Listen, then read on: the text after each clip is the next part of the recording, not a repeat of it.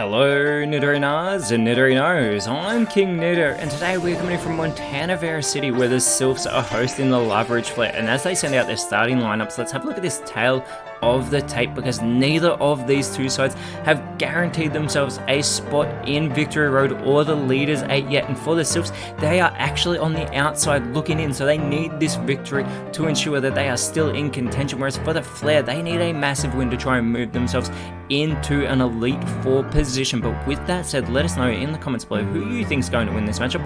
Will it be the Ghost types? Will it be the Fire types? Let's go! 3, 2, 1, go! And it is going to be Pyro starting out with Magmortar as it goes for the Nightshade onto Dusknoir, who is joined by Sinistra. The full speed control for the Legendaries Flare. We get the Metal Sound now from Magmortar onto Dusknoir as well. It is going to greatly lower that special defense. Sinistra, however, is going to go with the Flash Cannon onto Pyro. Not very effective, getting in some okay chip damage and lowering that special defense in the process, as Dusknoir is going to follow it up with the Terrain Pulse. Looks like they are focusing in onto Pyro here, who does respond with an Earth Power onto Sinistra. Gets in some good damage for a not very effective move. Also lowering the special defense of Sinistra here. Magmortar being the only one not to have that special defense lowered, as it is going to vanish instantly thanks to a Phantom Force. The Sylphs need to continue to focus on Pyro. The Thunderfang from Sinistra getting some good damage. Dusknoir is going to follow it up by going with the Moonlight, so it is actually going to restore its health, getting itself back to full strength here, nice and early on, as Pyro is going to go with the Poison Jab onto Dusknoir. Not very effective, but it does leave it with that poisoning that is going to be doing that passive damage, and the Phantom Force follow up as Sinistra is able to hang on by a thread even after a critical hit from Magmortar. Sinistra responds with the Accelerate to put Pyro into knockout range with that super effective move.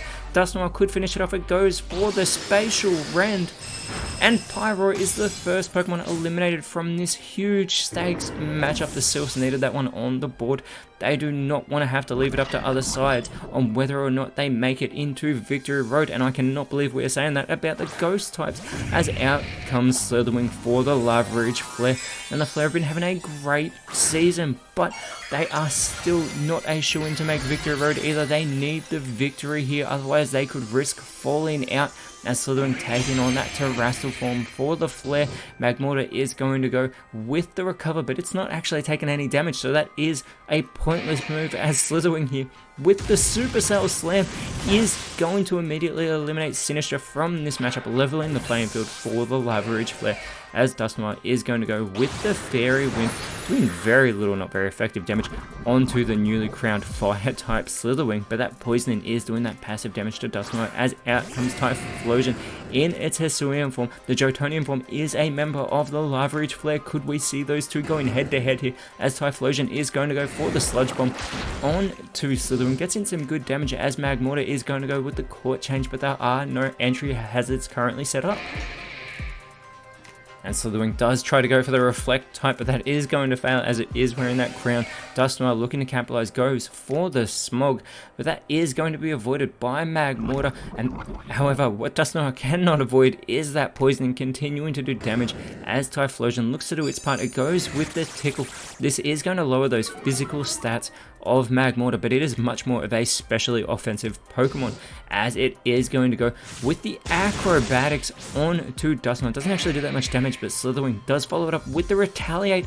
However, that phases straight through Typhlosion, allowing Dusknoir to go with the Fire Lash that is going to be resisted by Magmortar. Still gets in some good damage though, lowering that physical defense yet again in the process, as that poisoning is still doing that damage to Dusknoir. It is becoming an easier target, as Typhlosion with the Expanding Force onto Slitherwing gets in some good damage there, as Magmortar is going to go with the Present, but that Present falls straight through Dusknoir, as Slitherwing is going to go with the Last Respects, connecting with Dusknoir to get that elimination with that super effective move, putting the Legendaries Flare in front for the first time in this matchup, as out comes Chandelure for the Sylphs. And they are all Fire type Pokemon on the field at the moment, as the double team from Typhlosion, so boosting its evasiveness as Magmortar is going to go with the Seed Bomb. This is going to be resisted by Chandelure. Magmortar should know better as a fire type, slithering with the Crush Grip. Once again, it phases straight through Chandelure this time, allowing Chandelure to go with the Bite in response onto Slitherwing. Gets in some good damage. Typhlosion could finish it off. It goes for the Judgment onto Magmortar instead. Gets in some really good damage on the fire type, who does respond with the Spit Up, but it has not gone for a stockpile, so this is going to fail as Slitherwing needs to do its part. It goes for the Acid, connecting with both Ghost fire types, but it's not very effective even with that critical hit onto Typhlosion, as Chandelure is going to go with the Eerie Impulse now onto the Terrestrial Draftee, lowering that special attack a great deal of Slitherwing, and Typhlosion follows it up with the Smog. But that is avoided by Slitherwing, allowing Magmortar to go for the Leech Life. Very little damage being done this time to Chandelure. Very little health being restored for Magmortar, but any getting back is great for any Pokemon as Slitherwing with the Frenzy Plant. Another not very effective move being done to Chandelure, and this will allow it to try and respond with the Sweet Scent. Now, this is going to make it so that evasiveness is lowered of both Magmortar and Slitherwing, making them much easier targets for Typhlosion to try and capitalize on by setting up the Sandstorm. This is going to do damage to everybody on the field as that Sandstorm is kicked up. Magmortar with the Power Trick, it is going to switch its attack and defense, and we've seen those stats get lowered in this matchup as Slitherwing has to recharge. Chandelure looking to capitalize, goes with the Force Palm on to Magmortar, put into knockout range, but it's able to hang on as that Sandstorm is going to do damage to everybody on the field. Magmortar will need to hang on, and that it is able to, but it is such an easy target right now as the Flare are in front. They should try and target Magmortar to level this playing field as Typhlosion with the Megahorn focuses in on Slitherwing and takes it out of the match instead with that not very effective move, but effective enough to level the playing field. There are 4 Pokemon remaining for both sides as the Terrestrial Draftee has been taken out of this matchup. Magmortar is going to go for the Mortal Spin. Very little, not very effective damage done to the Sylphs, but it has left that poison on Typhlosion, and it is going to leave that poison onto Chandelure as well. That is 3 of the 4 Pokemon on the Sylphs being left with a poison so far, but an Earth Power in response from Chandelure is going to put the Sylphs back in front, taking Magmortar out of this match as that Sandstorm is going to do damage to both Typhlosion and Chandelure. They're also going to have to contend with that poisoning. But they need this victory again. They are in 13th place. They are on the outside looking in. They won the minor championship, finishing the end of the regulation season in first place last season. They do not want to lose here as out comes Ceruledge for the Leverage Flare, and it's Typhlosion. We have Typhlosion and Typhlosion face to face. The Jotonian form immediately goes with the Shell Smash. We have 3 Ghost Fire types on the field as Typhlosion lowers those defenses. It is going to boost its offenses here, including that 109 base special attack and boosting that speed so it's quicker than its Hisuian counterpart as the Hisuian form goes for the Horn Leech. Not very effective there onto Ceruledge, but it is trying to get some of that health back that it is being lost due to that poisoning, as Ceruledge is going to go with the Payday, trying to make that money, but those coins go straight through the Hisuian Typhlosion, allowing Chandelure to go with the Struggle Bug, connecting with both members of the Leverage Flare. I cannot say both fire types, that will get way too confusing. It is going to lower their special attacks in the process, but there's that Sandstorm doing damage to everybody on the field. There are currently 3 Pokemon remaining for the Leverage Flare. There are currently 4 Pokemon remaining for the Montana Vera Sylphs. There are fire types everywhere, there are ghost types everywhere. This is still anybody's game, and they both want to get into victory road to keep their seasons alive. They need this victory. That Jotonian Typhlosion goes for the Force Palm. It goes straight through Chandelure, which means the Hisuian Typhlosion can go for the Terrain Pulse, going for its Jotonian counterpart, getting some good damage there, as well as Ceruledge is going to go with the Confuse Ray onto Chandelure. Hopefully it is not going to get confused and do damage to its own Typhlosion here, but it is at risk of taking itself out of this matchup. Chandelure needs to shake off this confusion, and it is successful. It is going to go for the Stun Spore, trying to slow down the Jotonian form so that the Hisuian form can have that speed control back after the Jotonian Typhlosion did boost its speed earlier on.